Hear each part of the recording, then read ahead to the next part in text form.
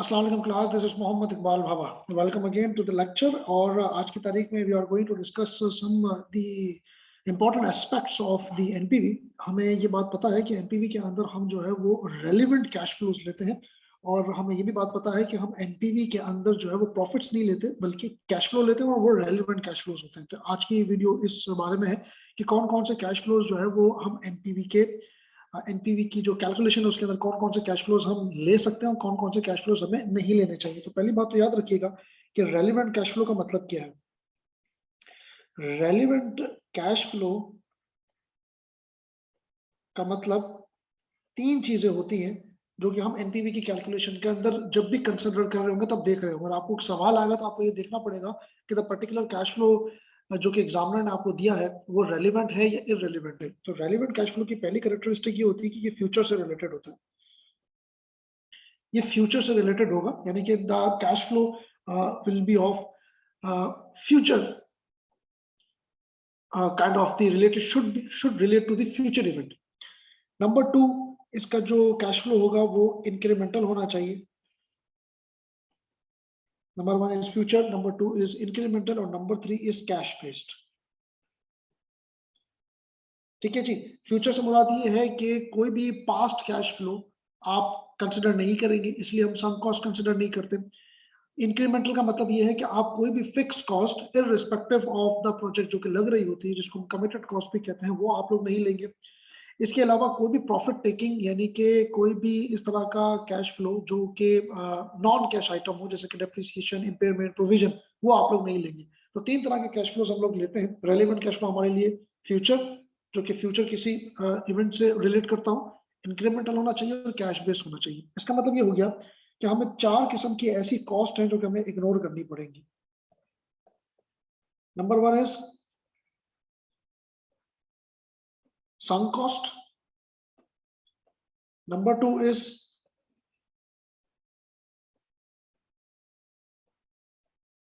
committed cost, number three is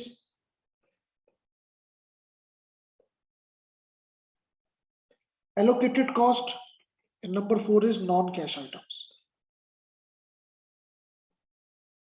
अगर above मैं तीन चीजें देखूंगा ना, अगर अबव मैं तीन चीजें देखूंगा तो मुझे जो है वो ये चार चीजें मिलेंगी जिसको मुझे इग्नोर करना है।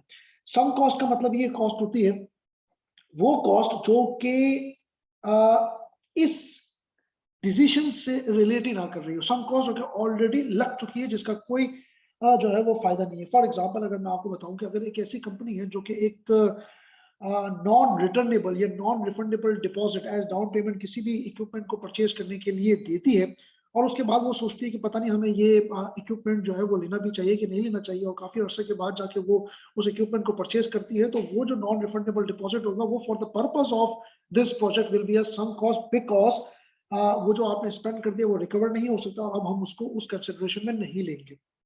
सम कॉस्ट की एग्जांपल ये है। कमिटेड कॉस्ट का मतलब फिक्स कॉस्ट है। फिक्स कॉस्ट का मतलब ये है कि कभी भी कोई भी आपने जो है वो कोई प्रोजेक्ट लिया और आपके आपके जो दूसरे डिपार्टमेंट्स हैं उनके ऊपर एक फिक्स कॉस्ट इनकर हो रही है, यानी कि चाहे आप उस प्रोजेक्ट को ले या ना लें वो फिक्स कॉस्ट इनकर होगी, तो उसको हम कमिटेड कॉस्ट कहते हैं। वो भी for the purpose of evaluating the project should not be a part of this cost.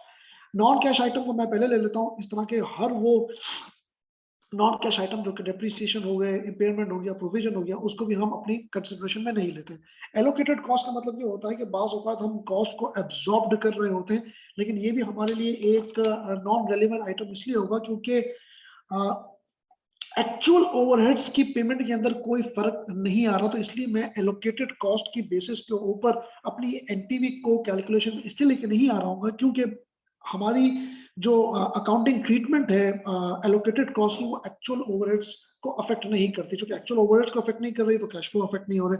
तो चार किस्म की कॉस्ट आपको एग्जाम में दिमाग में रखनी है। कोई सम कॉस्ट हो, कोई कमिटेड यानी कि फिक्स कॉस्ट हो, कोई एलोकेटेड कॉस्ट हो, या कोई नॉन कैश आइटम हो, तो that should not be a part of the project, और आप उसको नहीं लेंगे। और तीन चीजों को दिमाग में रखना है कि कॉस्ट शुड बी, कोई भी फ्लो होगा वो फ्यूचर से रिलेट कर रहा होगा, इंक्रीमेंटल होगा, कैश बेस्ड होगा। अब एक बात दिमाग में ये रखिएगा कि फ्यूचर से रिलेट करने से मुराद ये नहीं है कि हम कैपिटल आउटले जो कि करंटली हम इनकर कर रहे हैं उसको भी हम नहीं लेंगे। नहीं, जैसे आपने वर्किंग कैपिटल की इन्वेस्टमेंट जीरो पे इनकर हो रही होती है, इसी तरीके से हमारे पास जो मशीनरी है उसकी भी जो कॉस्ट है वो जीरो पे इनकर हो रही होती है, लेकिन जो कैश आउटले होता है, इनिशियल इन्वेस्टमेंट होती है, वो जीरो पे इनकर हो रही है, तो आप इसको इग्नोर नहीं करेंगे। फ्यूचर से रिलेटेड ये बात है कि हम इसमें पास्ट का कोई भी कैश फ्लो या पास्ट की कोई भी ऐसी कॉस्ट जो कि इस प्रोजेक्ट से पहले हमने लगा ली है, हम उसको कंसिडर नहीं करते। फ्यूचर से मुराद यहाँ पर ये है, लेकिन प्रेजेंट पे जो प्रेजेंट का जो आउटफ्लो होगा और जो फ्यूचर का आउटफ्लो होगा will be a relevant cash flow, provided that the cash flow should be incremental और दी कैश बेस्ड।